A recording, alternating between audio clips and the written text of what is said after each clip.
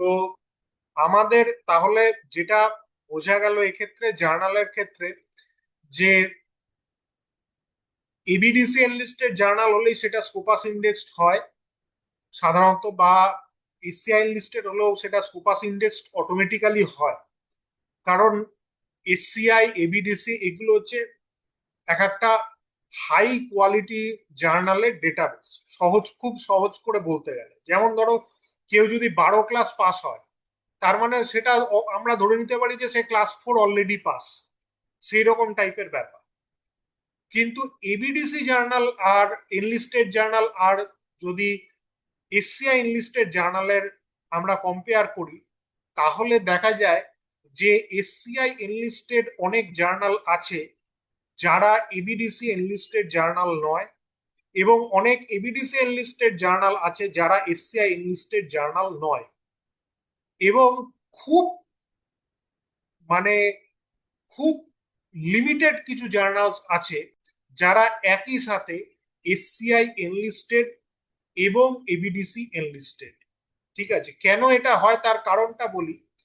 এবিডিসি enlisted জার্নালগুলো তুমি যদি দেখো, তাহলে সেটা মেনলি প্রেফার করে বিজনেস স্কুলগুলো, আইআইএম বা অন্যান্য বিজনেস স্কুল, তারা বলে, যারা ফ্যাকাল্টি রয়েছে বা রিসার্চার আছে তাদেরকে বলে যে এবিডিসি এনলিস্টেড জার্নালে পাবলিশ করার জন্য। কারণ ABDC enlisted journal basically management oriented যে জিনিসগুলো সেইগুলো নিয়ে ডিল করে। সেই জন্য এবিডিসি এনলিস্টেড জার্নালের মধ্যে এরকম জার্নালের সংখ্যা কম যারা কোর টেকনোলজি ডিল করে। এবং যদি কোনো জার্নাল এরকমও থাকে যে যেটা কোর টেকনোলজি ডিল করে, তাহলে সেক্ষেত্রে এরকম জার্নাল মানে সেটাকে হতে হবে যে সেটা কোর টেকনোলজি প্লাস ম্যানেজমেন্ট দু ধরনের লেখাই একসেপ্ট করে। আদারওয়াইজ তোমার কিন্তু সেটা এবিডিসি এনলিস্টেড জার্নালের অন্তর্গত হবে না। যেমন ধরো জার্নাল অফ ক্লিনার প্রোডাকশন, এটা এমন একটা জার্নাল যেটা একই সাথে এসসিআই এনলিস্টেড জার্নাল, আবার এবিডিসি এনলিস্টেড এ ক্যাটাগরির জার্নাল। কেন এটা দুটো জায়গাতেই আছে? কারণ এটা কোর টেকনোলজি রিলেটেড যে যে সমস্ত কাজ বা রিসার্চ ওয়ার্ক, সেগুলোকেও এরা একসেপ্ট করে। আবার যদি ম্যানেজমেন্ট ওরিয়েন্টেড যে যদি কোনো কাজ হয়, তাহলে সেই ম্যানেজমেন্ট ওরিয়েন্টেড কাজও তারা একসেপ্ট করে। ঠিক আছে, কি সেই জন্য এবিডিসি এনলিস্টেড লিস্টের মধ্যেও তার নাম আছে। কিন্তু সমস্ত জার্নাল তো এরকম ধরনের নয়। ঠিক আছে, কিছু কিছু জার্নাল আছে যেগুলো শুধুমাত্র কোর টেকনোলজি এরিয়ার ওপর ফোকাস করে, ম্যানেজমেন্টের লেখা, ম্যানেজমেন্টের ওপর রিসার্চ ফোকাস করে না। সেই ধরনের জার্নাল কিন্তু মানে এবিডিসি এনলিস্টেশনের মধ্যে থাকবে না। ঠিক আছে, তাহলে এই হচ্ছে মোটামুটি একটা আইডিয়া দেয়া হলো যে আমাদের জার্নাল কি ধরনের জার্নালে আমরা টার্গেট করছি। ঠিক আছে, সেইটা একটা মোটামুটি একটা আইডিয়া দেয়া হলো। আর একটা গুরুত্বপূর্ণ আইডিয়া হচ্ছে যে what is the difference between publishing house publishing houses website of publishing house and journal article. ঠিক আছে, আমি অনেক সময় অনেক জায়গাতে আমরা দেখতে পাই যে যখন আমরা কোনো স্টুডেন্টকে, তোমাদেরকেও একটা লিটারেচার রিভিউ করতে দেওয়া হবে, সেই লিটারেচার রিভিউ করতে যখন আমরা দিই, তখন আমরা মাঝে মাঝেই দেখতে পাই যে সেই লিটারেচার রিভিউতে দেখা যায় যে আহ, যেখানে জার্নাল নেম লেখা আছে, সেই জায়গাতে দেখি অনেকে লিখে রেখেছে এলসভিয়ার বা স্প্রিঞ্জার বা টেলার অ্যান্ড ফ্রান্সিস, এই ধরনের লিখে রেখে দিয়েছে।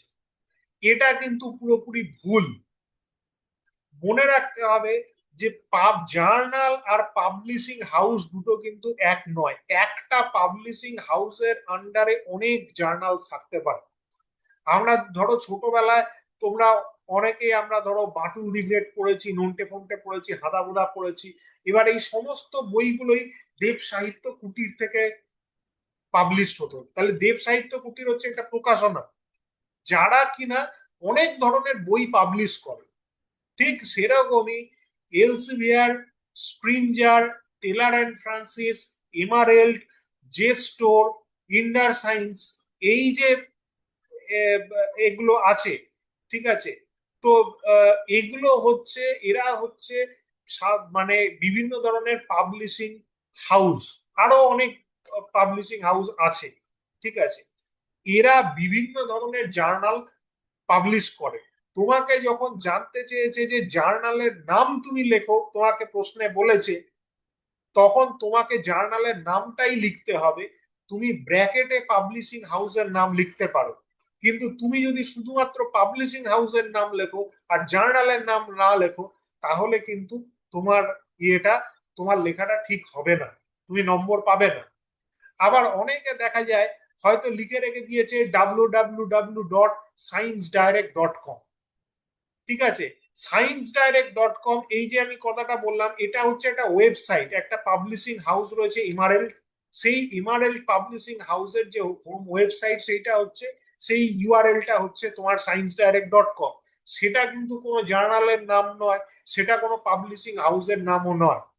সুতরাং জার্নালের নাম কি, আর পাবলিশিং হাউস কোনটা, আর তোমার হচ্ছে গিয়ে আহ, ইয়ে কি তোমার যেটা মানে পাবলিশিং হাউসের যে ওয়েবসাইট, সেই জিনিসগুলো কিন্তু আলাদা।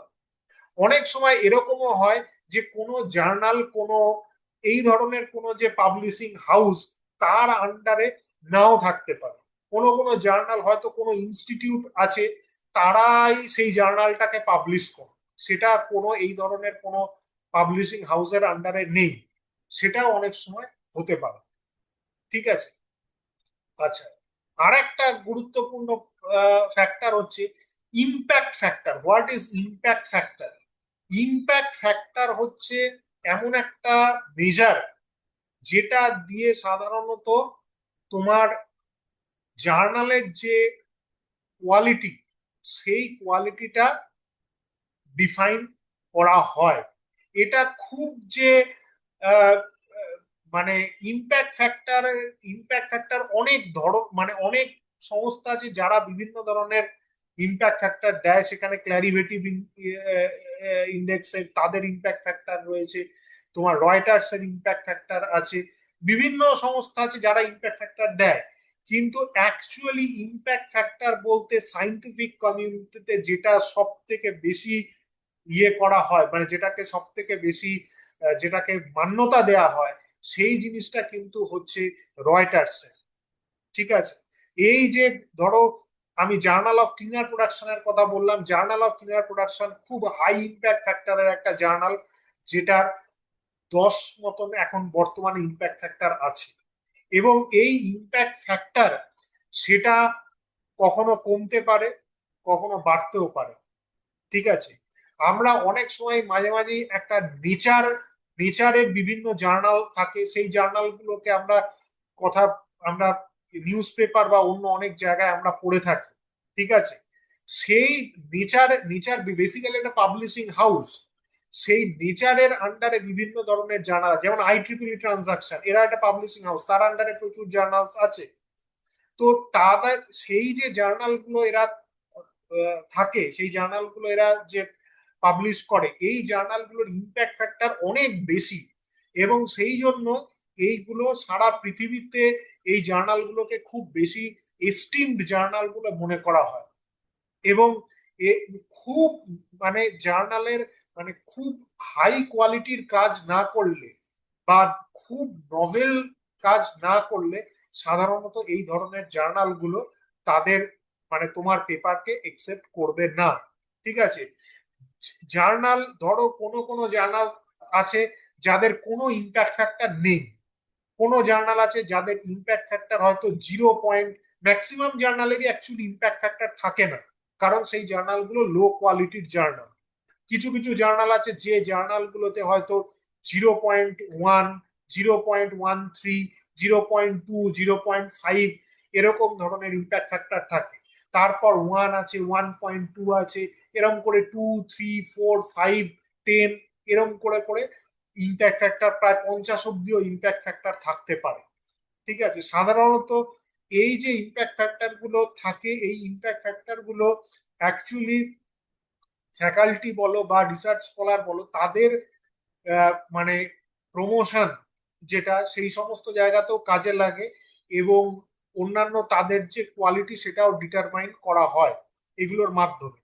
এবং এরকম ভাবে ভাবা হয় অনেক সময় যে ধরো তোমার যে তুমি তুমি ধরো একটা 10 কোয়ালিটির ইম্প্যাক্ট ফ্যাক্টর তুমি যদি জার্নালে তুমি পাবলিশ করতে পারো, সেটা হয়তো দুটো ইম্প্যাক্ট ফ্যাক্টর চার চার অব্দি জার্নালে পাবলিকেশনের সমান, বা তিন অব্দি জার্নালে ইম্প্যাক্ট ফ্যাক্টরের জার্নালে পাবলিকেশনের সমান। অনেক সময় এইভাবে অনেক জায়গায় কাউন্ট করা হয়, বিভিন্ন ইউনিভার্সিটিতে বা বিভিন্ন জায়গায় এইভাবে কাউন্ট করা হয়। বা এরকম ভাবে যখন আমাদের একাডেমিক আমাদের যখন এক একটা স্কোর কাউন্ট করা হয় প্রমোশনের সময়, তখন সেইখানে এরকম থাকে যে কোনো ইম্প্যাক্ট ফ্যাক্টর নেই, শুধুমাত্র স্কোপাস ইন্ডেক্স জার্নাল, তাহলে সে এই পয়েন্ট পাবে। তারপর 1 থেকে 2 এর মধ্যে যদি ইম্প্যাক্ট ফ্যাক্টর থাকে তাহলে সে এই পয়েন্ট পাবে। 2 থেকে 5-এর মধ্যে যদি মানে একটা জার্নালে সে যদি পাবলিশ করতে পারে তাহলে এই পয়েন্ট পাবে।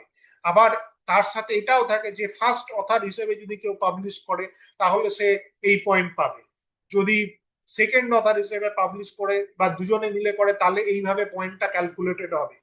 তো এইভাবে একটা পেপার বিভিন্ন একজন লোক একটা সিঙ্গেল পেপার একটা অথার মানে একজন অথারও থাকতে পারে একটা আর্টিকেলের। আবার এরকমও হতে পারে যে দুজন আর্টিকেল আছে, দুজন অথার আছে একটা আর্টিকেলের, সেটাও হতে পারে। আবার 20 জন অথার আছে একটা আর্টিকেলের, সেটাও হতে পারে। একটা আর্টিকেল কতজন পাবলিশ করতে পারবে সেই বিষয়ে কোনো আহ বাধ্যবাধকতা এরকম নেই, যে কোনো লিমিটেশন সাধারণত থাকে না। তো যদি কোনো জার্নাল স্পেশাল কোনো নিয়ম চালু করে বা কোনো পাবলিশিং হাউস যে একটা আর্টিকেল এতজনের বেশি পাবলিশ করতে পারবে না, তাহলে সেটা হতে পারে। কিন্তু ইউজুয়ালি একটা আর্টিকেল কতজন মিলে পাবলিশ করতে পারে তার কোনো হিসেব থাকে না। মানে তার কোনো বাধ্যবাধকতা কোনো যে এতজনের বেশি পাবলিশ করতে পারবে না সেটা থাকে না। তবে সাধারণত যত কম সংখ্যক লোক মিলে একটা আর্টিকেল পাবলিশ করতে পারে সেখানে অথার্সদের ওয়েটেজ তত বেশি হয়। আর যত বেশি লোক মিলে একটা জার্নালকে পাবলিশ করবে সেখানে অথারদের ওয়েটেজ আস্তে আস্তে কমতে থাকে। ঠিক আছে, এটার এই হিসাবটাও কিভাবে ওয়েটেজ কাউন্ট করা হবে সেই সেই হিসেবটাও এক একটা জায়গায় এক এক রকম ভাবে তার গাইডলাইন দেওয়া থাকে। বিভিন্ন ইউনিভার্সিটিতে বিভিন্ন গাইডলাইন দেওয়া থাকে। অনেকে ইউজিসির যে বা ইউনিভার্সিটি গ্র্যান্ড কমিশনের যে গাইডলাইন আছে সেটাকে ফলো করে। অনেকে আছে যারা সেই সেই মিনিমাম যে গাইডলাইন তার থেকে বেশি কাট অফ ক্রাইটেরিয়া সেট করে বা তারা তাদের নিজেদের মতন করে করে। এই ধরনেরও জিনিস আছে। ঠিক আছে, তো ইম্প্যাক্ট ফ্যাক্টরের একটা বিরাট গুরুত্ব আছে, এবং এখানে রয়টার্সের যে ইম্প্যাক্ট ফ্যাক্টর সেটা আমি বারবার বলছি যে সেই ইম্প্যাক্ট ফ্যাক্টরটাই সব থেকে বেশি তাকে মান্যতা দেওয়া হয়।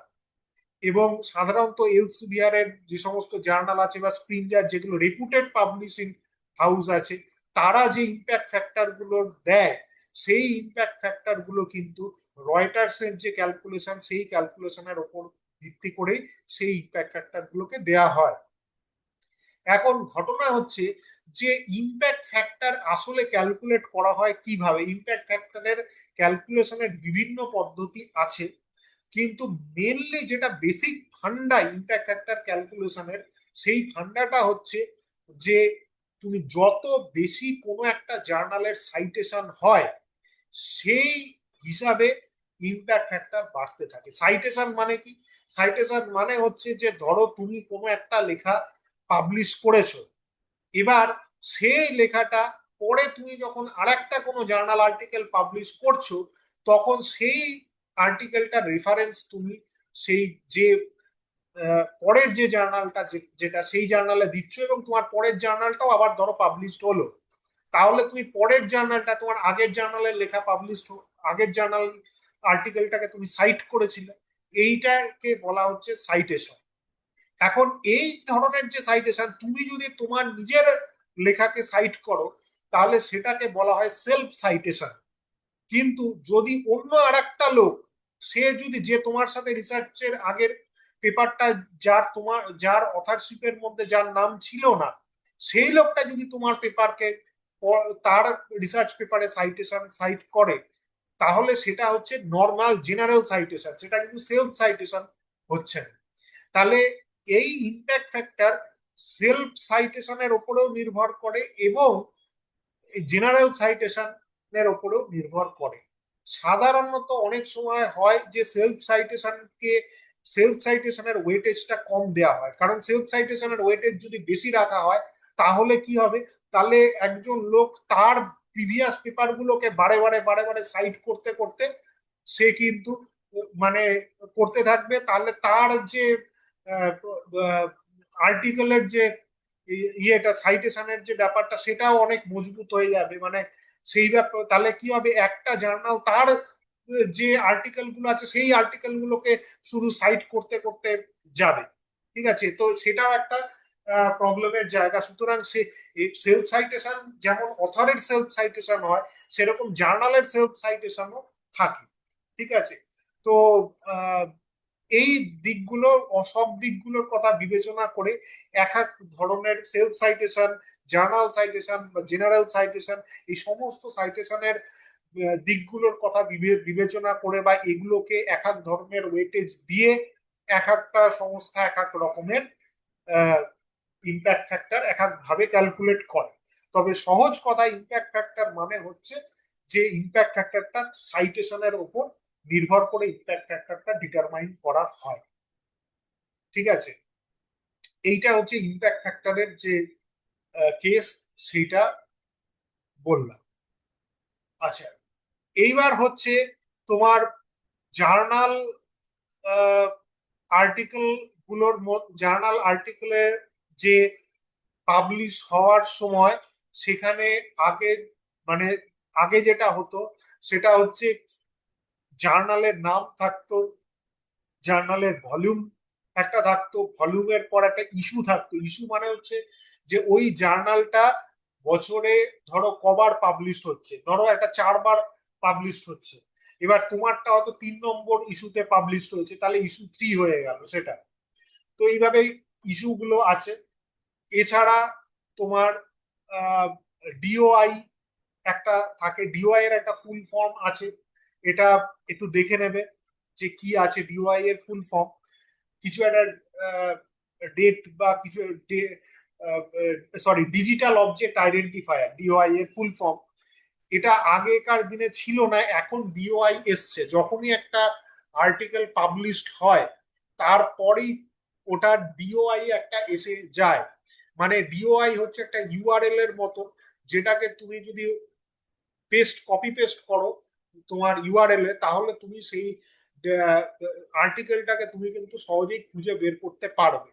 ঠিক আছে, মানে ডিজিটাল অবজেক্ট আইডেন্টিফায়ার এমন একটা জিনিস যেটা দিয়ে তুমি খুব সহজেই একটা আর্টিকেলকে ট্রেস করতে পারবে যে সেই আর্টিকেলে কি লেখা আছে না আছে।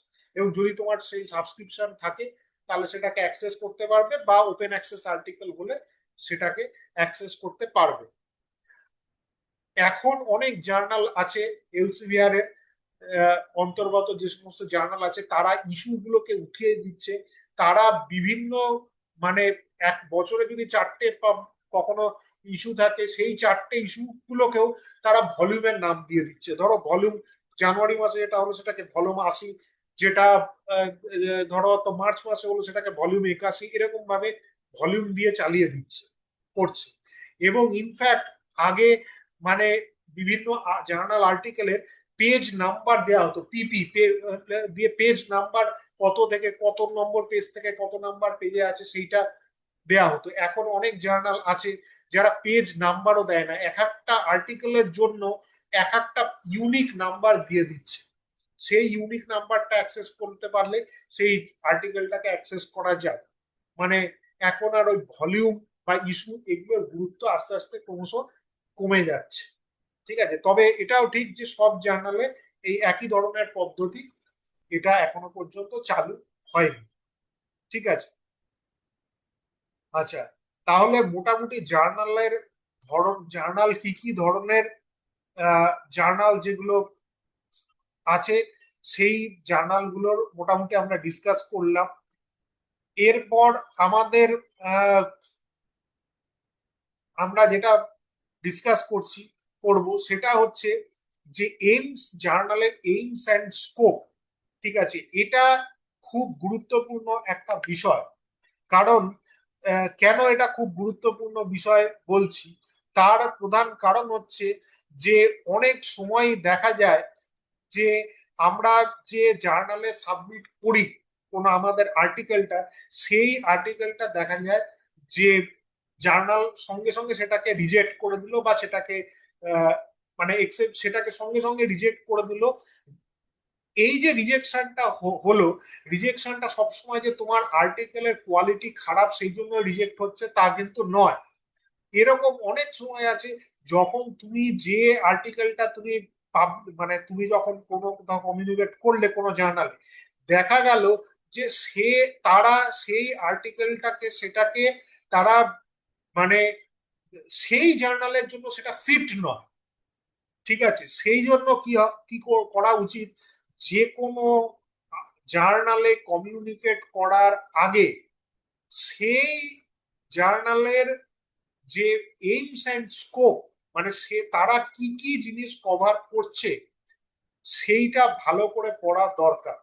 যেমন ধরো তুমি সাপোজ এনভায়রনমেন্টাল ম্যানেজমেন্টের উপর কোনো একটা জার্নাল আর্টিকেল বানিয়েছো, কিন্তু তোমার কোনো একটা জার্নালের হয়তো নাম আছে জার্নাল অফ এনভায়রনমেন্টাল সায়েন্স, এবং সেখানে এনভায়রনমেন্টাল সায়েন্স ওরিয়েন্টেড সমস্ত কিছু জিনিস সেখানে আহ, আহ, মানে সেখানে একসেপ্টেড হয়। মানে কোর টেকনোলজিক্যাল জিনিস, তুমি যদি কোনো এনভায়রনমেন্ট ফ্রেন্ডলি টেকনোলজি ডেভেলপ করো তাহলে সেটা হয়তো সেখানে কনসিডার করতে পারো। কিন্তু তুমি হয়তো শুধুমাত্র ম্যানেজমেন্ট ওরিয়েন্টেড কিছু আর্টিকেল তুমি কিছু লিখেছো এবং সেটাকে কমিউনিকেট করেছো, তাহলে কিন্তু সেটা ওখানে একসেপ্টেড হবে না, ওটা রিজেক্ট করে দেবে, ডেস্ক রিজেক্ট হয়ে যাবে। কেন ডেস্ক রিজেক্ট হবে, তার কারণ সেই তুমি তোমার আর্টিকেলটা হয়তো তুমি খুব ভালো লিখেছো, তোমার হয়তো রিসার্চ ওয়ার্কটা খুব ভালো, কিন্তু সেটা ওই জার্নালের জন্য ফিট করছে না। ওই জার্নালের এইমস অ্যান্ড লিখে দেবে ওরা যে এডিটার, যে this article is beyond our journals AIIMS and scopes, বলে রিজেক্ট করে দেবে তোমার আর্টিকেলটা। সুতরাং তুমি যে যে এই আর্টিকেলে যেখানে কমিউনিকেট করছো সেখানে এইমস অ্যান্ড স্কোপ ভালো করে পড়ে সেখানে কমিউনিকেট করবে। অনেক সময় দেখা যায় যে এইমস অ্যান্ড স্কোপ পড়ে খুব একটা ভালো করে বোঝা যায় না, কারণ এইমস অ্যান্ড স্কোপ সব জার্নালের ক্ষেত্রে খুব ডিটেলসে লেখা থাকে না। ঠিক আছে, এবং অনেক সময় মানে এরকম ভাবে লেখা থাকে যে our journal considers on the following topics but not limited to. এই বাট নট লিমিটেড টু মানে অন্য কিছু দিলে সেটাও একসেপ্ট করতে পারে। তো সেই জন্য অনেক সময় রিজেক্টেড হয়ে যায়। তো সেক্ষেত্রে অনেক সময় অনেকে করে যে কেউ কনফিউশন দূর করার জন্য সেই জার্নালের যে এডিটর ইন চিফ তাকে আলাদা করে মেল করতে হয় যে আমি এর উপরে কাজ করছি, আপনারা কি এটা লেখার উপর এটাকে একসেপ্ট করেন। তো এই ধরনের জিনিস কিছু আছে যেগুলো আমরা অনেক সময় করি, বা সেটা করতেও তো টাইম লাগে, আমরা অনেক সময় পাঠিয়েও আবার রিজেক্টেড হয়ে যায়। তো যাই হোক, এই দিকগুলোকে আমাদের ভালো করে দেখতে হবে। ঠিক আছে, যতটা সম্ভব আমাদের চেষ্টা করতে হবে যে এইমস অ্যান্ড স্কোপস গুলোকে আগে ভালো করে পড়ে নেওয়া। ঠিক আছে, আচ্ছা, এরপর এই জিনিসগুলো বলে অলরেডি 1:56 বেজে গেছে, আমি ক্লাস এখানে এন্ড করব। আমরা নেক্সট ক্লাসে আমরা আরো মঙ্গলবার দিন সবাইকে আমি রিকোয়েস্ট করছি যে যাতে আমার মঙ্গলবার দিন তো ক্লাস হবে না, মঙ্গলবার দিন ছুটি আছে। তো অন্য কোনো দিন আহ, আমি দেখছি যে যদি ক্লাসটা নিয়ে নেওয়া যায়। ঠিক আছে, আমরা ক্লাসটা পরের দিনকে আমরা একটা রিসার্চ পেপার লিখতে গেলে সেখানে কি কি সেকশন থাকে এবং রিসার্চ ফ্রেমওয়ার্ক কি কি হয় সেইটা নিয়ে একটু ডিসকাস। ঠিক আছে, স্যার, হ্যাঁ। স্যার বলছি যে এই মঙ্গলবার দিন কি কোনো অফিসিয়াল ছুটি আছে নাকি?